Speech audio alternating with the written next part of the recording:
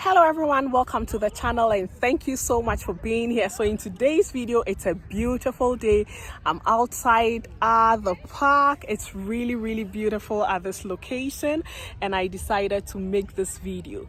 What a better way to make this video being here. Today we are going to talk about a few things that we have to look out for in a season like this, and the season is none other than summer. Let's get started. So if you are new here, welcome to the channel. My name is Benedicta and together with my two little girls and my son, we bring your way hair related videos every week. There are three main things that we need to consider when it comes to our hair during summer. The first is ultraviolet rays exposure, the second is the humidity, and third is exposure to harsh water conditions. We'll take a look at all these three things into details as we move along.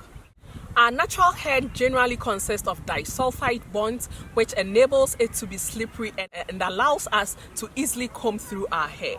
However, when our hair is exposed to the sun, the ultraviolet rays from the sun causes oxidization, which turns the disulfide bonds of our hair into sulfonic acids. And these sulfonic acids causes our hair to be very sticky. So just imagine, naturally, our natural hair loves to bind onto each other by the nature of the curls and curls that we have.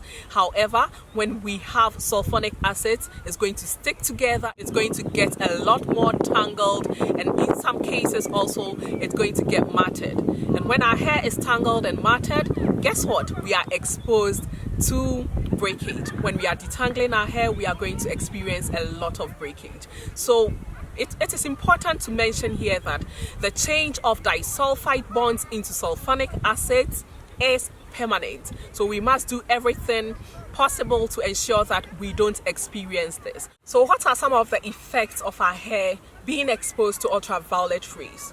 The first is that it's going to weaken our hair shaft.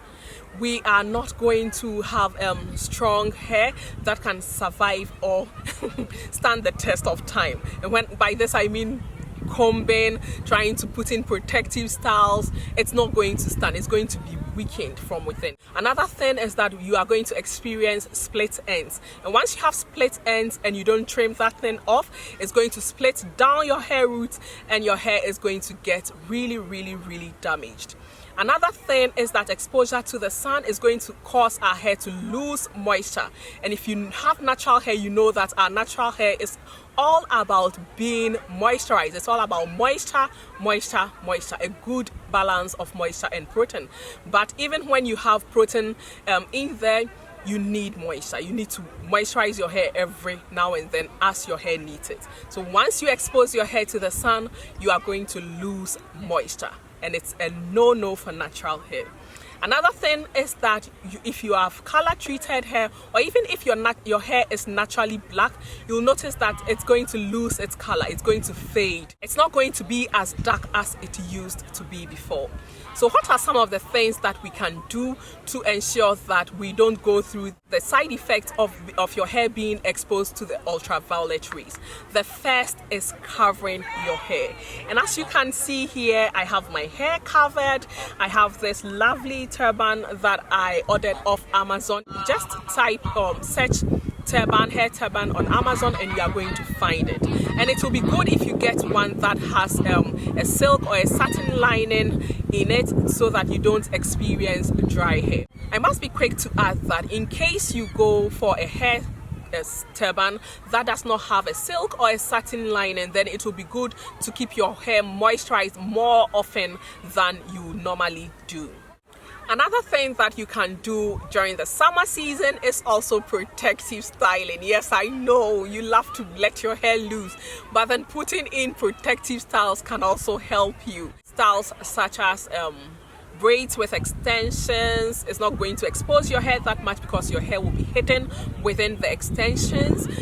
Putting on wigs. The third thing which every natural should do, and actually it's important to have in place because you can't be covering your hair all the time. You cannot be protective styling during the 3 or 4 months of summer that you love to put your hair out.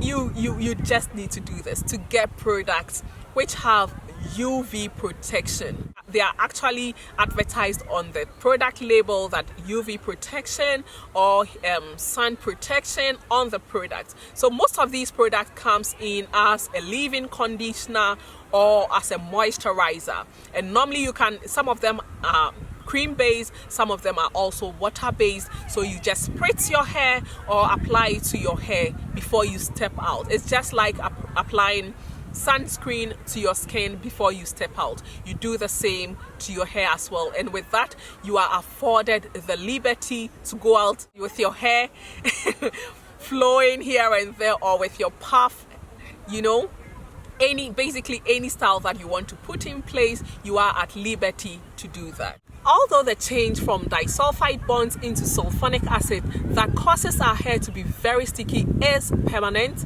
there are a few things that we can do to ensure that at least we are treating our hair for our hair to thrive, and it is deep conditioning. Using moisturizing deep conditioners, not the regular rinse out conditioners, but then the deep conditioners and protein deep conditioners can help manage your hair in a better way for your hair to thrive. The next thing that normally affects our hair during summer is humidity. Yes, in high humid environment, naturally our hair absorbs moisture from the atmosphere, and this moisture that it absorbs from the atmosphere causes our hair shaft to get swollen, and it's going to raise our hair cuticles, which is going to allow our hair to be very, very frizzy and tangled. And guess what? It makes our hair very prone to breakage. So we need to ensure to check that our hair is not exposed. Again, it's not exposed to high humid environment, and also check the products we are using. Basically, a lot of naturals know that using products with humectants in there is really good, but try as much as possible to ensure that you know the humidity of your region, of your location, before you apply products with humectants in there.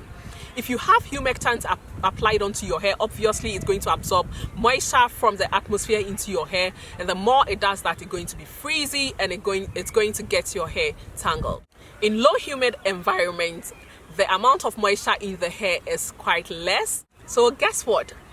The humectant in your hair is going to absorb moisture from your hair into the environment. It's as simple as that, and it's going to get your hair very, very dry and prone to breakage. So please try as much as possible to get a good balance, know the humidity of the region in which you are, and if possible, again, protect your hair, cover it up, or protective styling, or do not use products with humectants in there if you have high humid temperatures or if you have too low humid temperatures. It needs to be a good balance for you. Please try as much as possible to do the research before you engage in any of the steps discussed. Last but not the least factor that we need to take into consideration during summer is exposure of our hair to harsh water conditions. We know that our hair loves to be moisturized, and there is no better moisturizer than water. So there are two main water sources that we need to take caution of when it comes to summer and our hair. The first is seawater, because it has a lot of salt in there, and the next is chlorinated water, because the water in our pools is treated with chlorine. Both the seawater and chlorinated water have drying effects on our hair, and it's going to cause our hair to dry out and be prone to breakage and eventually damage of our hair. So what are some of the few things that we can do to save our hair when we are swimming? The first is putting on a swimming cap. Yes, it's important to put on a swimming cap whenever you are going into the pool or whenever you are going into to the beach to swim in the seawater. It's important to cover your hair with a swimming cap.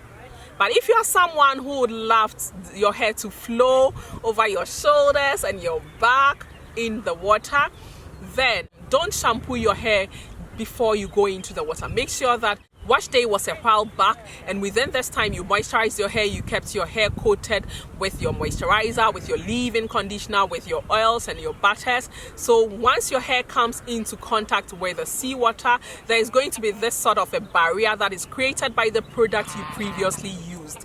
In case you want to rinse your hair, just use ordinary water before you get into the seawater or the pool water. So one thing that you need to immediately do once you get out of the water is to rinse your hair with regular water. Yes, and this is going to get rid, at least to some extent, of the chlorinated water that you used, of the salty water that you had your very nice swim in. Is going to get rid of a good amount of that. Another thing that you need to do is using chelated shampoos, and chelated shampoos generally work on a deeper level to remove every form of mineral deposits that you encounter as you swim in chlorinated water or in the sea. So we have an in-depth video on chelating natural hair here on this channel, and this is an in-depth video. As I previously said, it talks about when to chelate your hair, it talks about what to use to chelate your hair, and what to do after chelating your hair, the types of conditioners to use after chelating your hair. It's really in-depth and you may find it helpful.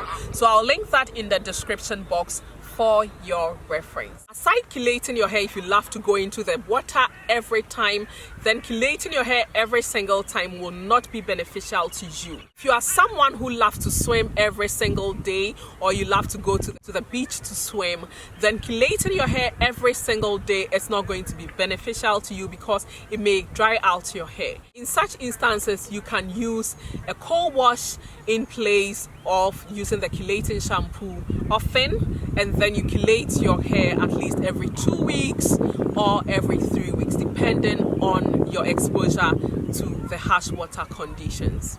So that is all for today. Kindly share in the comment section what you do to protect your hair during summer, and if you found this video helpful, kindly hit the subscribe button, like and share this video with your friends and family. As always, you are a rare pearl because you are precious. See you in the next one. Bye.